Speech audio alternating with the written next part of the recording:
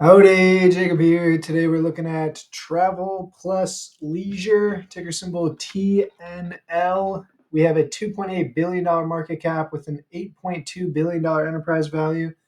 Huge amount of net debt here, possibly because of capital leases. We'll look at that in a sec. $5.0 billion revenue in 2013, down to 3.6 in 2022. So that's interesting to see. We're still well below COVID levels of 4 billion, but revenue was honestly declining prior to that. Return on invested capital over the last 10 years, upper single digits, probably pretty close to their weighted average cost of capital. Gross margin up down a little bit, 52.2% in 2013 down to 48.4%. Operating margin relatively flat, about 19 each. Dividend yield of 4.59% right now.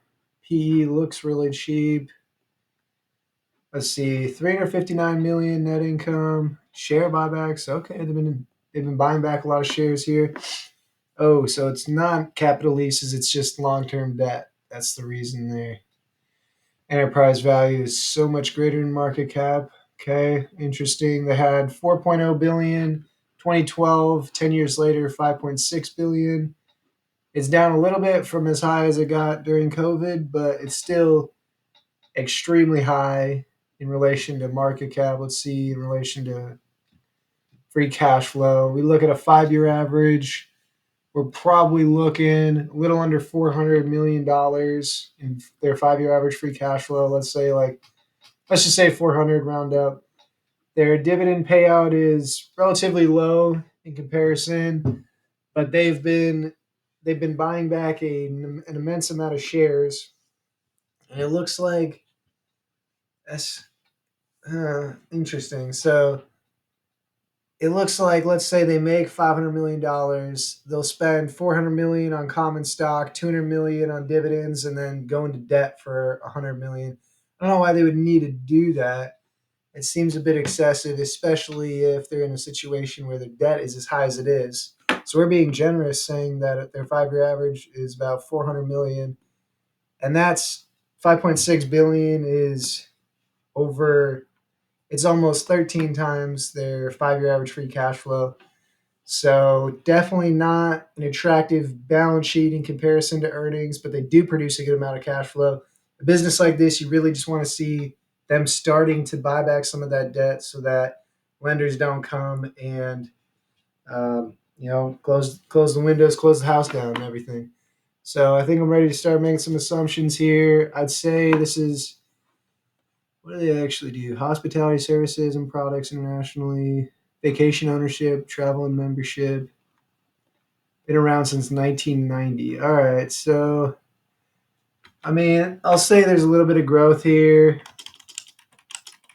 13p price to free cash flow, saying that there'll still be a little bit of growth ahead of them after the 7 year period. Margins are down quite a bit, but they could go down even farther with a 2% bump on their long term debt. I like to do this knowing that uh, obviously their interest rates are mostly variable for most companies, but every couple of years they'll refinance the debt if they don't pay it down and it doesn't look like they're going to. And so you get a 2% bump on your refinance of 5.6 billion.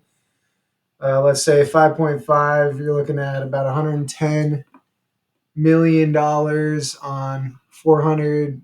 That's over 20. That's like a 20 to 30% hit on margins there on a 5 year average basis. So we're going to bump these down a little bit. What do we have average here? 12, 13, but most recently been even lower. Let's say 7 and 8% on the margin side. They've been buying back a bit of shares, but to me, I think this payout is fine. 136 million. I think if the stock is absolutely cheap and necessary to buy back shares, we want them to buy back shares, but we really want them to start focusing on that debt situation. And so I might say because it looks like they've been like more heavy on the stock buybacks than the dividend, and so I'd say cut this dividend in half. Share change, let's say 2%. Um, 2% buybacks would be about 50 million. You can even say more than that. Let's say 4%. You're looking at a little over $100 million in buybacks. You're looking at maybe 70 million in dividend payment, and then hopefully that leaves 200 plus million to go towards diminishing that debt as much as you can, to where it hopefully gets to a level that's more sustainable, where lenders aren't going to be shutting down your house anytime soon. And so to me, 4% share change. They've consistently been buying back shares, so to me that tells me that they will do that. I'm cutting it down to 4% because that leads to a little bit over 100 million in aggregate, and then I cut their dividend in half because it looks like the dividend is paying a dividend is less important than buying back stock, and then with the remaining cash flow, probably about 60 to 70%, I want them to be paying down that debt. And with that, we get to a price that needs to fall just 18% before you get a 15% return, given these assumptions. So we'll be looking at this possibly soon if it falls a little bit.